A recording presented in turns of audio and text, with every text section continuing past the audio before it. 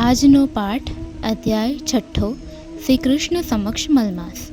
સૌનકાદી મુનિઓએ સૂત પુરાણીને પૂછ્યું, ગૌલોકમાં ગયા પછી મલમાસનું શું થયું તે કથા અમને કહો.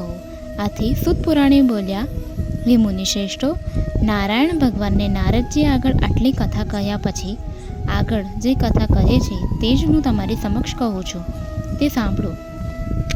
શ્રી નારાયણ ભગવાન નારદજીને ઉદ્દેશ્ય બોલ્યા, ગૌલોકની વચ્ચે શ્રી કૃષ્ણનું રમણીય મંદિર છે. તે મણિ અને રત્નોથી જડેલ છે.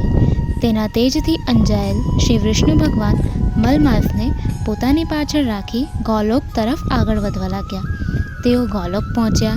શ્રી વિષ્ણુ ભગવાને જોઈ દ્વારપાળો બધા ઊભા થઈ ગયા અને તેમના ચરણોમાં વંદન કરવા લાગ્યા. તેઓ અંદર પ્રવેશતા ગોપીઓની વચ્ચે વીંટળાયેલા શ્રી કૃષ્ણ ભગવાનના દર્શન થયા. તેમને નમન કરી શ્રી વિષ્ણુ ભગવાન અને મલમાસે સ્તુતિ કરવા માંડી. આપ વ્યાપક, ગુણોથી પર, અવિનાશી, અવિકાર, ભક્ત સમક્ષ પ્રગટ થનાર અને ગોવાળનો વેશ ધારણ કરનાર ગોવિંદને અમે વંદન કરીએ છીએ. મેઘ જેવા શ્યામ, કામદેવ જેવા સુંદર, સૌમ્ય સ્વરૂપ, સુંદર મુખાકૃતિવાળા એવા આપને અમે ફરીથી વંદન કરીએ છીએ. શ્રી કૃષ્ણ ભગવાને શ્રી વિષ્ણુ ભગવાનને સિંહાસન ઉપર બેસાડ્યા. પછી કહ્યું, આ ધ્રુજી રહેલ કોણ છે? અહીં શા માટે આવ્યો છે? એ કેમ રડે છે? આ વચનો સાંભળી ભગવાન શ્રી વિષ્ણુએ મલમાસનું સમગ્ર દુઃખ તેમની સમક્ષ વ્યક્ત કરવા કહ્યું. આને મલમાસ કહે છે. એનો કોઈ અધિષ્ઠાતા સ્વામી નથી. સૂર્યનો પ્રકાશ એનાથી દૂર રહે છે. આ મલિન હોય સર્વકાળે શુભ કાર્યોમાં અયોગ્ય ગણાય છે. અધિષ્ઠાતા વિનાનો હોવાથી મલમાસમાં કોઈ દાન, વ્રત આદિ કરતું નથી.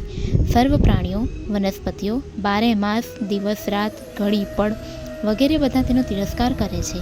આ દુઃખી જીવ છે. તેણે મારી પાસે આવીને પોતાની દુઃખદ આપવીતી મને કહી, જેથી તેના દુઃખના નિવારણ અર્થે હું તેને આપની સમક્ષ લાવ્યો છું. આપ સંકટ વિમોચક, ભયાનક અને કૃપાળુ છો, તો આપ તેનું દુઃખ દૂર કરો. આપના શરણે આવનારનું દુઃખ અવશ્ય દૂર થાય છે.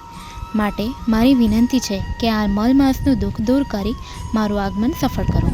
શ્રી બૃહદ નારદીય પુરાણના પુરુષોત્તમ મહાત્મ્યનો શ્રી કૃષ્ણ સમક્ષ મલમાસનું વર્ણન નામનો છઠ્ઠો અધ્યાય સંપૂર્ણ.